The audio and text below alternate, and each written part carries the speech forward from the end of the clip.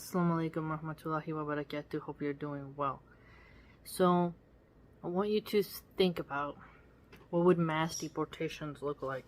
Candace Owens on Timcast was really just foaming at the mouth and getting really hot and steamy about ripping apart families and having the sky be filled with the echoes of crying people due to agents kicking down doors and dragging women and men out to be sent to Mexico.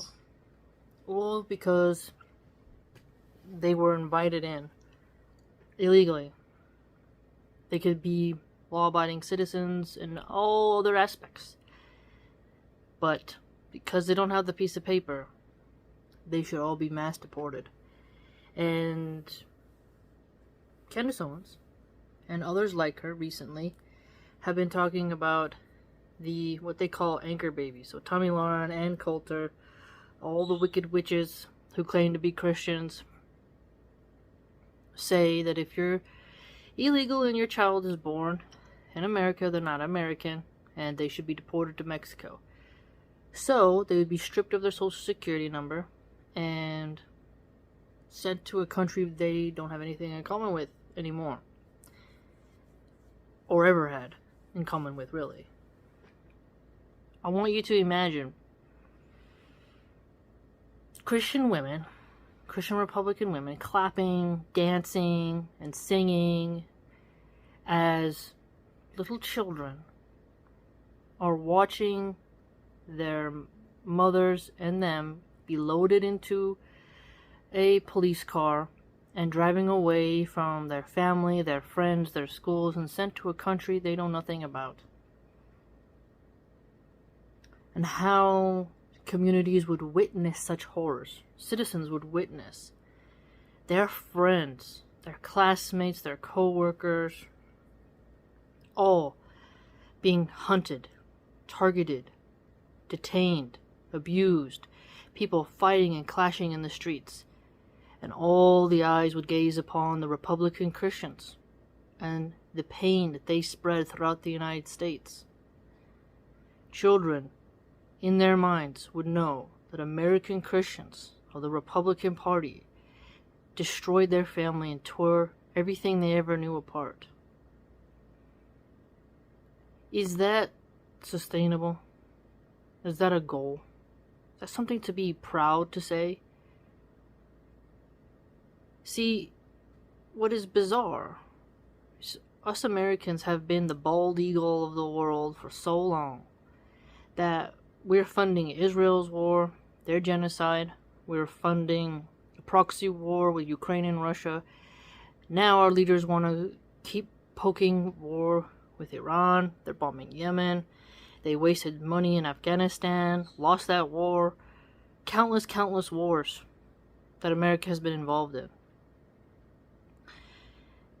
And we don't think for 2 seconds, is it the best thing to try to cause problems with Mexico, who we need for trade, and who many of their citizens who say Viva Mexico, who really love their country, are inside our walls and have mixed in to such a degree that they are a fabric of our culture, right? To just uproot all of that, they think there will be no economic consequences and no social consequences and no global stage consequences. I really want you to see how if Mexico decided, you know what, let's have a war with America, and people would say, why would we die for America who wants to tear apart our families and destroy our children's lives? So they would already be inside the country. And Americans who haven't been in the military, a lot of them are pretty domesticated. Whereas freshly arrived migrants and such, they know what it's like to live without, to such a degree that a lot of Americans couldn't fathom. And so is it wise to go up against people who have been closer to the raw reality that's on Earth? I don't think it is. A lot of Americans have debilitating health problems.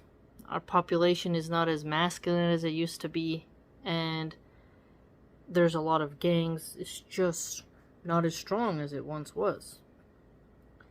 So can America afford to fund Israel's war, keep funding Ukraine, fund a war with Iran, and fund a war with Mexico? What empire can afford a four-front war? Who is gonna bear that burden? Not the leeching politicians who declare war here and there. It'll be more war widows in the streets. And they will need public subsistence. They will need more socialism and communistic type of policies. They will fall and crumble into poverty because their husbands went off to wage war. And you'll have more single-parent households. Okay? You will have more funerals, more devastation. How will the Americans, us Americans essentially, afford a four-front war while trying to pay our own bills, trying to feed ourselves? Everyone would slide down into a destitute position. So when Candace Owens talks about stripping people of their citizenship, tearing apart families, watching old grandmas who are, maybe they came when they were young and they're illegal and they just didn't get their papers, taking those nannies, shoving them in the back of the car with their delicate little bones. You know, old Christian grandma, she ain't hurt nobody. And sending her off to Mexico where she doesn't have a house and she's like can't work and she has no more safety net. And then now Mexico is going to have to pay for her and deal with all the logistics of that. And now families don't have their grandparent to be part of that nuclear family. It's interesting. Christians like Candace Owens and such, they'll claim to care about the nuclear family.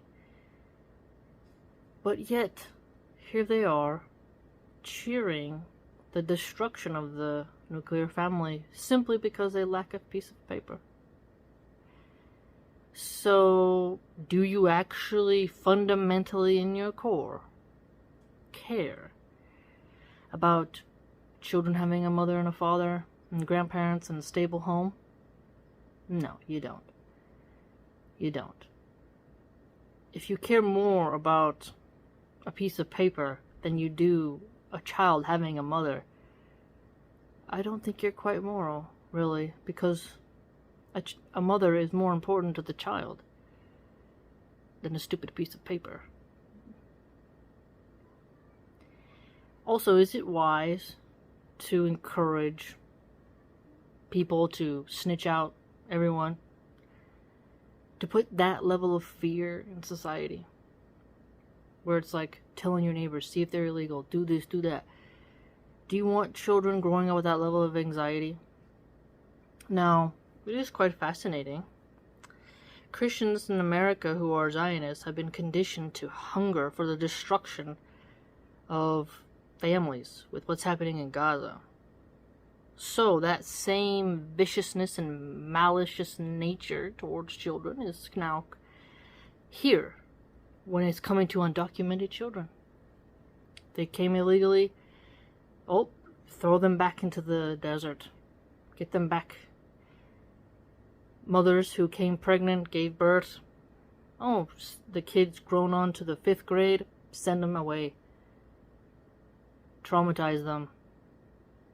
Grab them by the hair, throw them into the back, take their mother, have the father be a citizen, and he's just left behind. Is that wise when so many people have married into illegal families? There's so many mixed race families now. You don't think any American citizens would stand in front of the ICE agents as they tried to rip apart screaming people? in communities. You don't think neighbors would hear the crying of others? You don't think so? You think that'd be music to a religious-minded person's ears? I don't think so. You think that's gonna get you more votes? I don't think so. It's fascinating to see women who claim to be holier than thou want to strip citizenship from children. It's fascinating when a Christian woman who's supposed to emphasize the nurturing nature of Mary, peace be upon her, is dancing, skipping, and clapping at the thought of children having their families destroyed. Not welcoming the children, but to hate the children. They hate the children. So the pro-life people, they don't want abortion. But what they do want is for families to be torn apart. They're so angry at other Christians from other countries coming here and working and having a job and needing help. It's not very Christ-like. Maybe Christians need more nuns.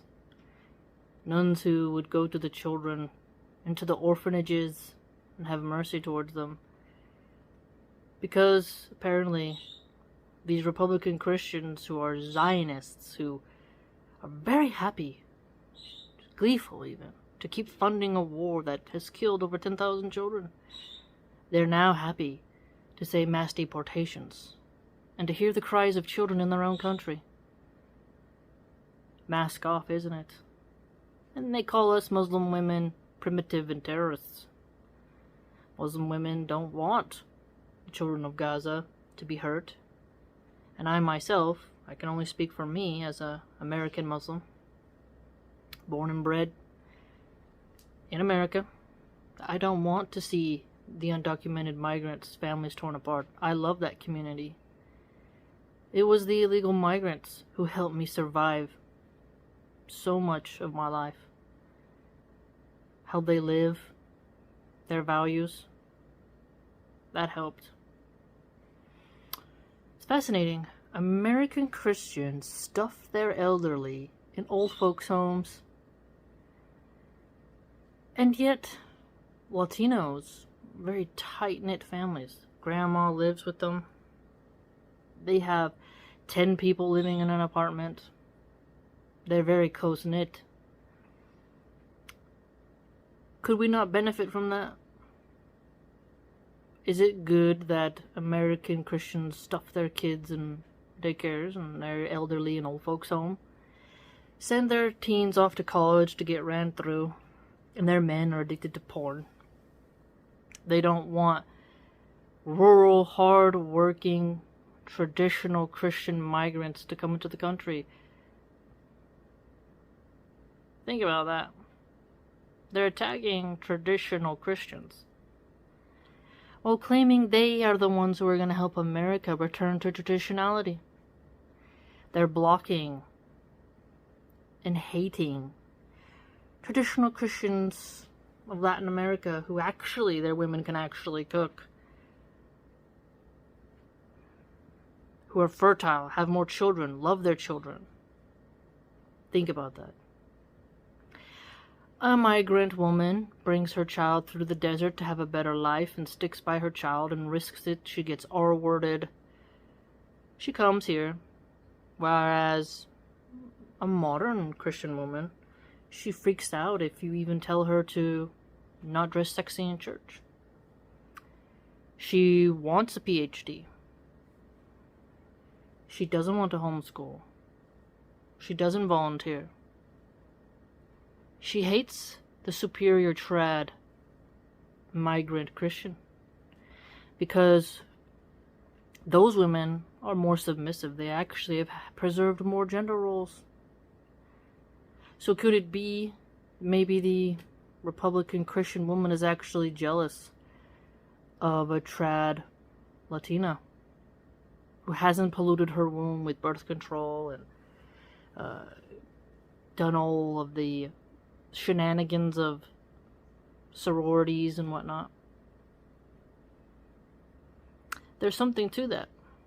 Could it be that the pot-bellied NFL beer-drinking bimbo that is the ever-growing modern American Christian man, could it be that he is envious of the slim, hard-working Latino who works under the sun, who isn't morbidly obese, who doesn't have a dad bod, who comes and wants to work and doesn't bitch and moan about this or about that? Could it be he secretly doesn't actually want to compete, that he only wants to compete against soy boys? Think about it. The Republican Christian cowboy man and the Donald Trump Jr.'s of the world with their arrogance and haughtiness, they claim to want competition, that they are superior. Heavy-duty country, he's an okay guy sometimes, but he really hates illegals. But if he really was tough as he says, would he not embrace a worthy opponent, which is the rural migrant man who actually has endured more suffering? It's easy to be the strong man when you're facing a city liberal who is a vegan and has tits almost, right? Who has a neck beard, he's kind of a keyboard warrior, he's into Dungeons and Dragons. It's very easy to pick on liberal effeminate men and appear to be the stronger one. But it's not so easy when you're going up against a trad Christian Latino of rural Mexico, Guatemala, Honduras, and El Salvador, is it? So could it be that both the male and Christian Republican simply don't actually want what they preach? They fear actually having to compete, which is part of their philosophy of meritocracy. Do they actually want traditionalism to spread in America and to combat the liberals? Or do they just want to stand on a soapbox and be gatekeepers and have a astroturf movement? Because when I look at the Latino community, you see traditionality still brimming and bright. So why would the Christians who claim to want traditionality in America ostracize them simply over a piece of paper? Suddenly they get the piece of paper and they love them. And a lot of Mexican Catholics, Salvadorian Catholics, they actually keep more of those rituals than the American ones. It's fascinating when you think about it. But when you hear people like Candace Owens, Looney Laura Loomer, she looks like a Disney villain, and Tim Pool, who says he's liberal, but he only curates right-wing content to get money. So he's one of the smartest grifters. I do watch him. He has some knowledge, but it's just fascinating to hear his grift. He wants mass deportations, so you just keep hearing about it, and you're like, huh. The people who whine the most about the Rainbow Mafia don't want to let in people who were never exposed to the Rainbow Mafia and probably, most likely, wouldn't like it. Huh. And Tim Pool is 37, has no kids, and is wealthy. He put career before family, and yet he's trying to prevent traditional men from coming to America, and also the ones who made it in. He wants to put them back in Mexico. Take them, subtract them from the American culture. So is Tim really about spreading traditionality? Tim is, after all, a liberal. Something to think about. mass deportations would actually lead to a lot of chaos. Quite a lot of chaos. A lot of resentment. Can America handle that level of disturbing sounds, imagery, while trying to fund wars with Iran, Yemen, funding Israel, proxy war with Ukraine and Russia? The fiat currency is very unstable. America's infrastructure is barely holding on.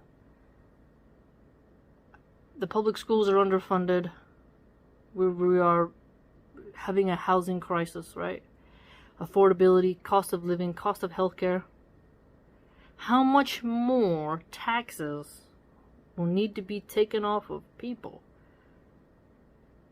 Or rather, let's put it this way. How much more tax money will the government extract from people in order to fund all these wars, while also paying all these agents to make it harder for business owners to get new workers? How many businesses would fail if you took away the illegal worker? I want you to think about that. We care about small businesses. Okay. How many businesses, if you, let's say, the leader, Vivek or Ron DeSantis, Trump, you name it, Chris Christie, Krispy Kreme Christie, say, tomorrow, all federal agents are going out, all at the same time, every house will be kicked in, right? We will be snatching everyone away, loading them on buses, loading them on trains, loading them on airplanes, ships, and getting them out of the country. We got 1 week, we're going to sweep the entire nation. Every crook and cranny, everyone who is hiding an illegal will be prosecuted. How full will the prisons be? Who funds the prisons? It's the taxpayer. How much is the American taxpayer going to pay per case, per inmate? Okay? The cost of transporting them. And then, all business owners, every restaurant, every cafe, nannies, landscapers, hotel workers, food vendors, you name it, gone. And then you go to your favorite place, oh, we're not open. The scrambling of business owners to find replacements, to hire people, to train people. The chaos, a certain teacher isn't there, a certain tutor isn't there, certain kids are absent from the school, kids are crying, where's my classmate? Think about the chaos. See, when you hear Candace Owens, Tim Pool, Vivek Ramaswamy, Krispy Kreme, and all of them,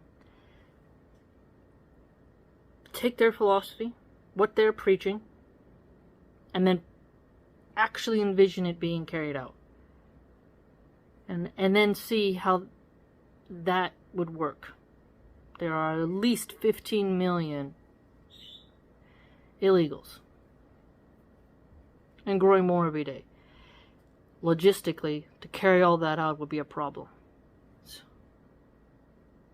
You can't have an open border and then let them get integrated into your society and then just start going in with a machete and tearing everything up. That doesn't work. You have an orchard. You need to maintain that orchard. America is an orchard. Tend to every tree, pick every fruit, manage the soil, create the nice atmosphere, help the people to become better, become a fruitful tree. Because the apple doesn't fall too far from the tree. Tend to them, tend to their minds, tend to their knowledge. Show them the way. That is the only solution. Beware of women who are very eager to do mass deportations. You think that these women are based and red-pilled, so Christian. Is that a value that a Christian woman should have? You should help the weak, help the needy, help the destitute, guide the lost, educate the ignorant. That is the way. That is the way. We have a wonderful golden opportunity, us Muslims in America, to give dawah to those children, those women. It would be a very powerful thing. The Christians are attacking their own kind, hating them because their secular government did not give their fellow Christians a piece of paper. Think about that. Christians betray their own faith, their own principles, their own people, in order to serve the secular government. Don't the Republicans say America is a Christian nation, founded on Christian principles? Yet here they are, advocating for their fellow Latino Christians to suffer, to be torn from their jobs, to go to war with Mexico, to destabilize Mexico, which is a Christian country. Examine that. So America wants to cause problems with Mexico, a Christian country. So two Christian countries want to fight with each other while the Christian Zionists fund the killing of Muslims for Jews who don't accept Jesus. How does that make sense? Examine that. And Christians now behind Vivek Ramaswamy, a Hindu, a polytheistic pagan, which their religion, a true Christian cannot accept that life. Christians went across the world taking out paganistic tribes and putting Christianity in its place. But they would hate to have a Muslim president. But they would like to have a Hindu one, a Brahmin, of the Brahmin class. I want you to really think about how the Christians are lost in their way in America. It's showing us Muslims that our future is near, because we have a superior faith with superior ethics. If only we can reunite the Ummah and stay strong, America could be ours. Our women are more modest, more superior. Christian women fight to be more and more liberal.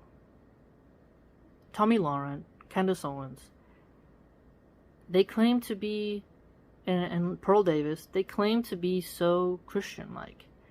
But look at the meanness in their tone. They don't embody feminine, loving Christian morality. They don't. And they often dress immodestly and post thirst traps. And they pride themselves in being mean, arrogant, and boastful, and vicious, and vain. But our Muslim women are far superior, both in modesty, behavior, taqwa, haya, everything, even our reverts. We are the future. If we can give more dawah to Latinos, be a branch for them, a refuge, this is the way. Because they will be torn between the rainbow-haired liberal who wants to make their son eunuch and make their daughters barren, feminist CEO boss babes. And then they think that they can go to their fellow Christians in the Republican Party, but then they find out that the Christian Republicans hate them because they lack a paper that the secular government requires. They'll feel betrayed, let down, cast aside. And then here we should come as Muslim women to give them a new way. Show them the true form of monotheism and what it entails. That we embrace gender roles. That we embrace women in the most beautiful manner. That is the way forward. Let the Christians destroy themselves. Let them be hypocrites. But us, we should be there at the flanks, ready to receive those who need guidance. Let me know what you think. If you'd like to join my blog, it's www.subscribestar.com/MilahanArchive. Hope to see you there.